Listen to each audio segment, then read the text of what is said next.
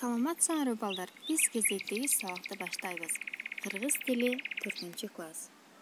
Сабактын темасы байламталар. Анда балдар сабактын максаттары менен таанышалы. Байламталар боюнча маалымат аласыңар. Текст менен иштөө, байламта сөздөрдү табууга көнүгөсүңөр, аракетчил болгонго үйрөнө баштайсыңар. Көрсөткүчтөр. Окуучулар байламталар боюнча маалымат алса, текст менен иштөөгө, байламта сөздөрдү табууга көнүксө, аракетчил болгонго тарбияланса. Байламталар деп силер эмнени түшүнөсүңөр балдар? Айтып көргүлөчү.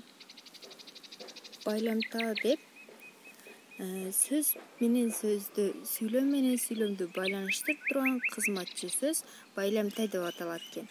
Мисалы, Арсен жана Амина жакшы окушат. Дилия бүгүн 5 алды. Анткени сабакка жакшы даярданган. Байламталарга менен, жана, да, дагы, же болбосо, анткени, бирок, себеби, ошондуктан жана деген жана башка сөздөр кирет. Бизге китептин 138-бетинде жайында деген текст берилиптир. Бул текстти окуп, арасынан байламта сөздөрдү табышыбыз керек экен. Окуу жылы аяктады, жай башталды. Бирок бул убак туризмдин жана эс алуунун мезгили. Бирок эс алууга эмгек жолтоо болбойт. Жайкысын таза абада, огороддо жана жемиш багында эмгектенүү, паркта жана токойдо сейилдөө өтө пайдалуу. Сейилдеп чыкканда жана экскурсия убагында канаттуулар өзүнө уяна кандай жасап аларын байкоого болот. Ар түрдүү жаныбарлардын жерде, сууда жана абада кантип жүрөрүн байкоо өтө кызыктуу. Балдар, текстти окудуңарбы? Бул текстте кайсы байламта сөздөр бар экен? Туура балдар, менен, жана деген байламта сөздөр бар экен. Улантабыз балдар. Накыл сөздөрдү байламталар менен толуктап жазгыла. Эртең кеңди ойлосоң, элбек. Кайсы сөздү коебуз? Жана сылык бол. Адептүүлүк менен маданияттуулук адамга көрк берет. Токтоолук жана сабырдуулук эстүү адамдын сапаттары экен балдар. Көп чекиттин ордуна байламталарды коюп жазгыла.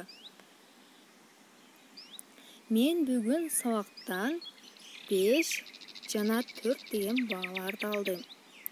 Үйгө барганда атам менен апамды сүйүндүрөм. Алар дайым мага сабагыңды жакшы оку жана тартиптүү бол деп айтышат. Атам менен апамдын мага айткан накыл сөздөрүн аткарууга аракеттенем. Жана алар менин жашоомдогу эң жакын адамдарым. Балдар, силер да ата-энеңерди жана жакын адамдарыңарды окуудагы ийгиликтер жана жакшы мамилеңер менен сүйүндүргүлө. Үйгө тапшырма балдар.